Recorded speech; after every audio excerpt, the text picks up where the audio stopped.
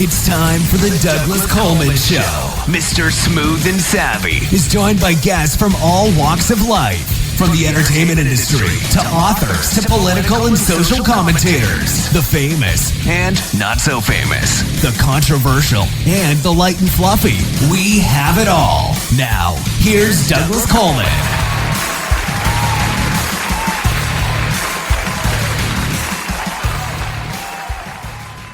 Okay, please welcome to the Douglas Coleman Show, James Pratt. Hi, James. How are you?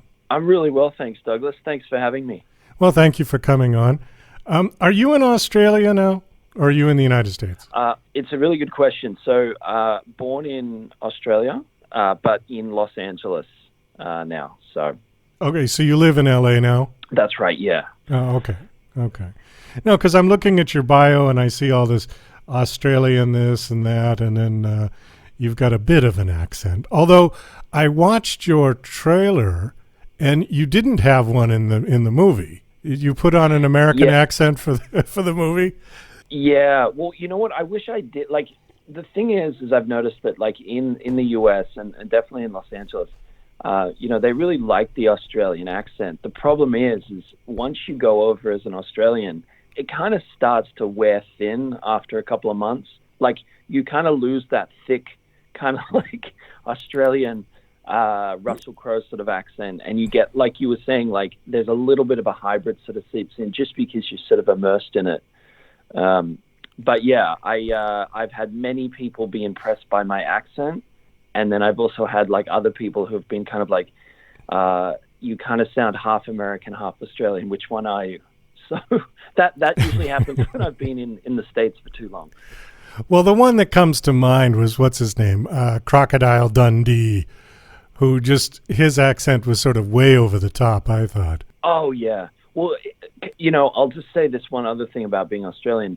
He basically set the tone for anyone that hadn't visited Australia. Right, after him. Kind of ask you, to kind of say, like, hey, do you have, like, crocodiles in your swimming pool? Do you ride kangaroos to work? Like, just really kind of like, that's what Australia's like. We all carry knives and wrestle crocodiles. What was his name? Paul Hogan? Paul Hogan, yeah. Yeah, that was it. Well, I think, most Americans relate to that movie if they're old enough. And I certainly remember seeing it. But he was just sort of the stereotype.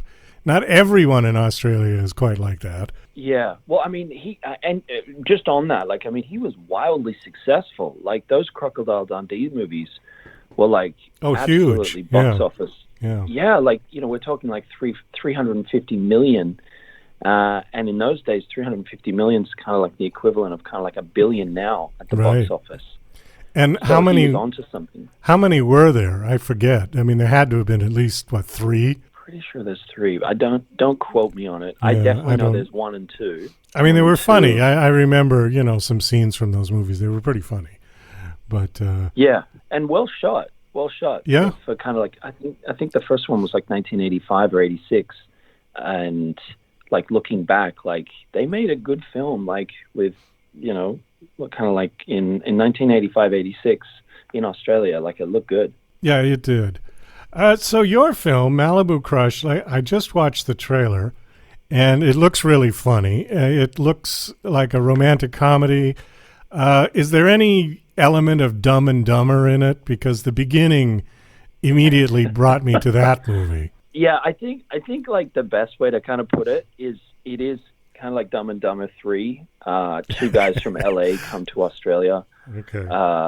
And you're spot on. Like the comedy is very much in that same vein.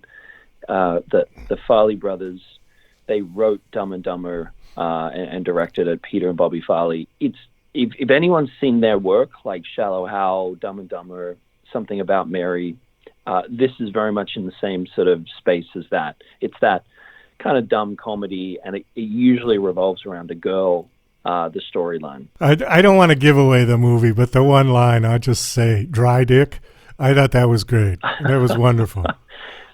I really appreciate that, because I think the tough thing is doing comedy is you're just worried that people will get it. Like, is it just you who finds this funny, or do other people find it funny? But yeah, I'll tell you a quick funny story on that. Just it's great that you kind of identified it. It's kind of like got that Dumb and Dumber vibe, because there was one person in the cast who kind of was really excited and told the press that she was doing like a romantic comedy.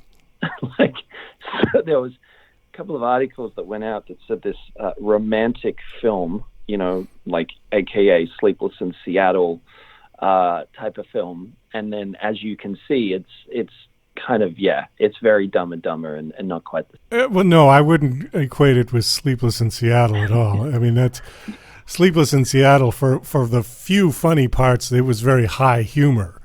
This is a little kind of more bathroom-ish, yeah? Yeah, and you're spot on. And a different audience. You know, a different audience, yeah. You know, Sleepless in Seattle is looking for a happily ever after. This is more like, you know, someone that's seen American Pie and Dumb and Dumber will love it. Or what was the other one in the 80s? Porky's? Oh, yeah, you had the National Lampoon. Right, the National Lampoons. Yeah. Okay. I really love those films. Chevy Chase, you know, like the National Lampoon's Vacation, European Vacation, Christmas Vacation, you know, John Candy's work. Like films like that, I think you don't see them made as often now, for kind of a couple of reasons, but those films were just classics. Like I could sit down now and watch, you know, like National Lampoon's Vacation, even though I've seen it probably like, you know, 400 times. Did you see the latest one? Wasn't too bad. Was that the one where they got Chevy Chase and Barbara to make a cameo at the end? Yeah, Beverly D'Angelo. Yes. That's it, yeah. Yeah, they did. They made a cameo at the end.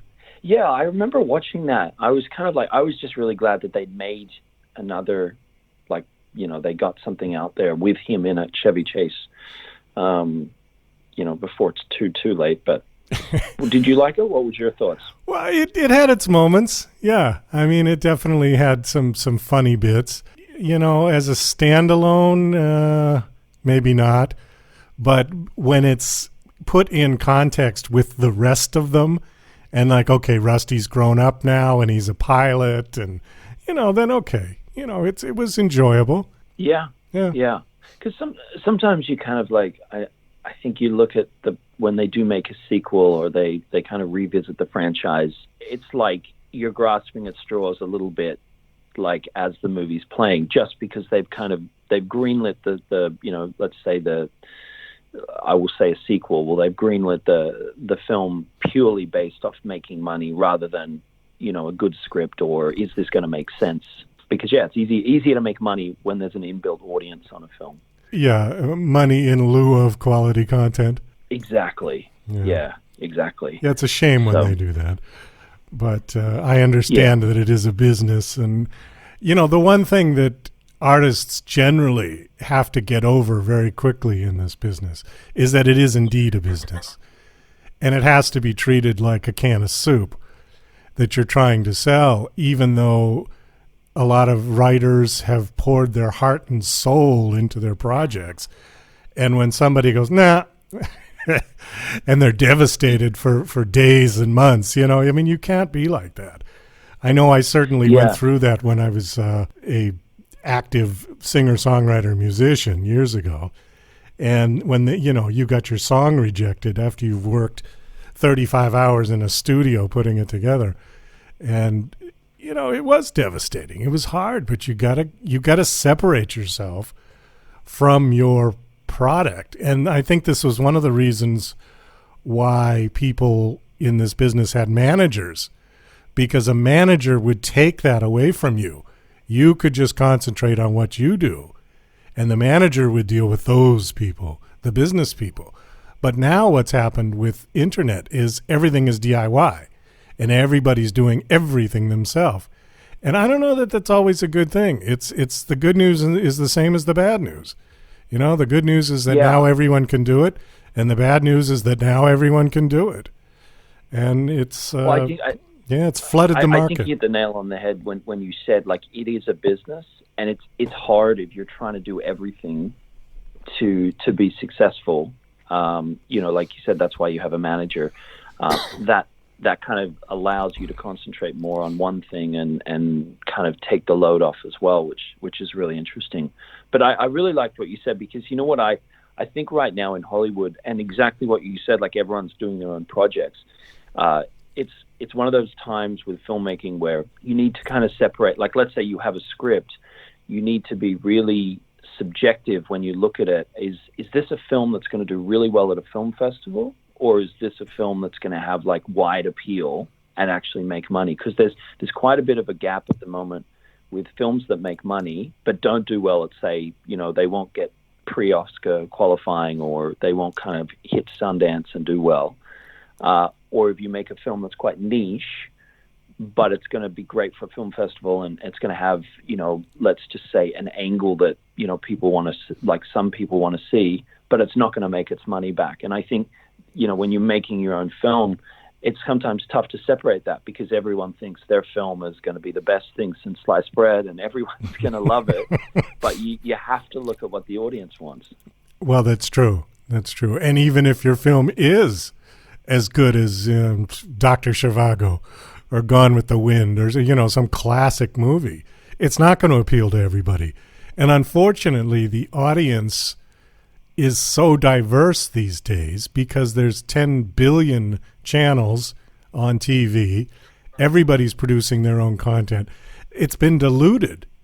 We were just talking, my producer and I were just talking about this concept the other day, and we were talking about, do you remember back in the 1980s and the early 90s before the internet, there was one late night talk show on, Johnny Carson, and he was, given the title The King of Late Night, because he was, not only was he great, and the show was great, but he was it. So he had, 60, 70 million people tuning in every night watching that show. Nobody gets that kind of numbers anymore. I mean, Joe Rogan is the number one podcaster, and he gets 10 or 11 million, which is astonishing by anybody's stretch. And he was paid $200 million by Spotify. Now, right. That's only like a sixth of what Johnny Carson used to get. Yeah. Well, I think the other thing too is that you have in the middle of what you said, you have this this audience now when they have content, and it's all fake. It's people have views on Instagram or views on YouTube, and they pay people, like it's paid likes or paid views or whatever it is, and it doesn't sort of represent the audience. And I understand, like everyone's got their own sort of business model. No one wants to do, hypothetically, no one wants to do a TV show and it doesn't rate well, and you put on YouTube and it only, gets a few clicks. So you kind of make it look better than it is. But I think at the moment, like you said, it's so saturated, and also content, like good quality content's really hard to find at the moment, just because you kind of have to wade through a lot of the weeds to kind of find something. Yeah, we call it crap, but you were nicer and called it weeds. All right. Yeah. But you're exactly right. Exactly right. Yeah. I want to hit on something here on your bio. Just let me read this. James's career started when he made a short film for $200 in the outback in Australia. There was a finalist in the NBC Universal Shorts Fest in 2012. Tell me a little about that. $200? I mean, that's like a no-budget film. Yeah, no, that was a wild experience. Although at the time, I probably would use more coarse language. Basically, I grew up in the city of Sydney. I finished high school, and my parents were like, if you're going to study acting, you need to have another career. Like, you need to study something else. So I went to an acting school called NIDA in Sydney, which has got a great reputation. And looking back, I was super lucky because, like Mel Gibson and Cate Blanchett, and it had some weight behind it as far as it knew what it was doing, teaching you. So I go to NIDA. I studied real estate at the same time because that's what my parents wanted.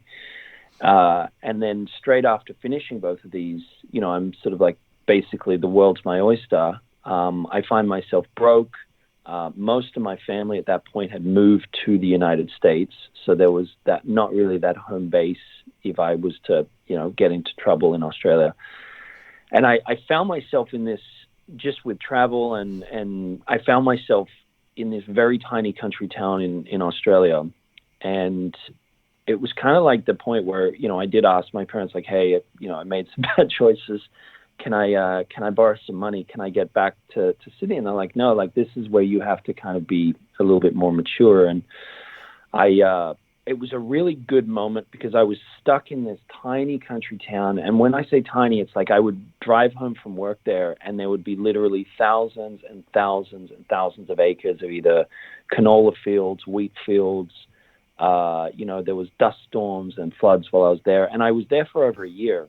At that particular point, right before I left and I was going to go back to the city, and I was like, you know what, I want to get back into my film. I've obviously been to NIDA.